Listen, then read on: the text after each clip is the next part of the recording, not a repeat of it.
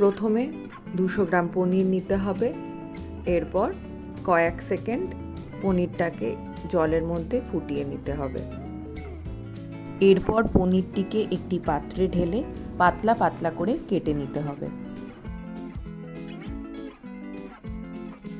2টি ক্যাপসিকাম নিতে হবে এবং ক্যাপসিকামগুলোকে লম্বা লম্বা করে কেটে নিতে হবে।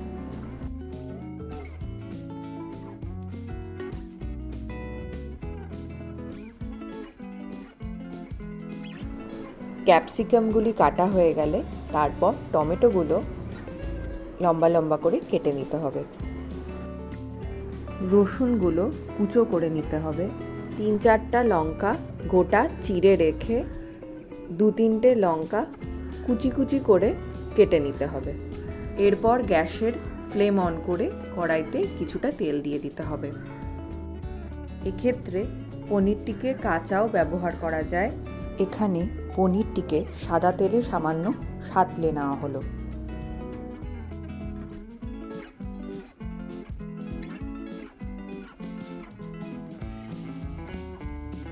পনিরটিকে হালকা করে ভেজে একটি পাত্রে তুলে নেওয়া হলো। এরপর কড়াইতে আবার সামান্য তেল দিয়ে কড়াই একটু তেতে উঠলে সামান্য কস্তুরি মেথি দিয়ে দিতে হবে। রসুন কুচিগুলো দিয়ে দিতে হবে। এরপর কেটে রাখা টমেটোগুলো দিয়ে দিতে হবে।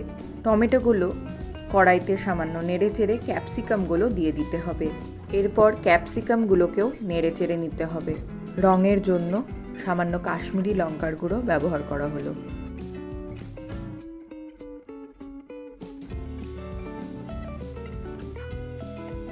এরপর সামান্য সস দিয়ে দেওয়া হলো। পুরো ব্যাপারটি কষাতে কষাতে আমরা পাশে সামান্য জল গরম করতে বসিয়ে দিলাম। পরিমাণ মতো চিনি ব্যবহার করতে হবে। এরপর গরম জলটি কড়াইতে ধীরে ধীরে ঢেলে দিতে হবে। এরপর সামান্য নেড়ে চেড়ে একটু ফুটে উঠলেই পনিরগুলো একে একে ঢেলে দিতে হবে। এরপর সামান্য লবণ দেওয়া হলো। ঝোলটাকে একটু গ্রেভি করার জন্য সামান্য কর্নফ্লাওয়ার ব্যবহার করতে হবে। কর্নফ্লাওয়ারটি 2 চামচ একটি পাত্রে গুলে কড়াইতে ঢেলে দেওয়া হলো। এরপর সামান্য নেড়ে চেড়ে কুচনো লঙ্কাগুলো দিয়ে দিতে হবে এবং চিড়ে রাখা গোটা লঙ্কাগুলো ডেকোরেশনের জন্য উপর দিয়ে ছেড়ে দিতে হবে। সামান্য কস্তুরি মেথি হাতে গুঁড়ো করে কড়াইতে দিয়ে দিতে হবে। এরপর ফ্লেম বন্ধ করে দিতে হবে। তৈরি হয়ে গেল রেস্টুরেন্ট স্টাইল ডিলিশিয়াস পনির রেসিপি। পনিরের এই চটজলদি রেসিপিটি রুটি, পরোটা এবং ফ্রাইড রাইসের জন্য বেস্ট। তাছাড়া গরম গরম ঝরঝরে ভাতের সাথেও দারুণ মানায়।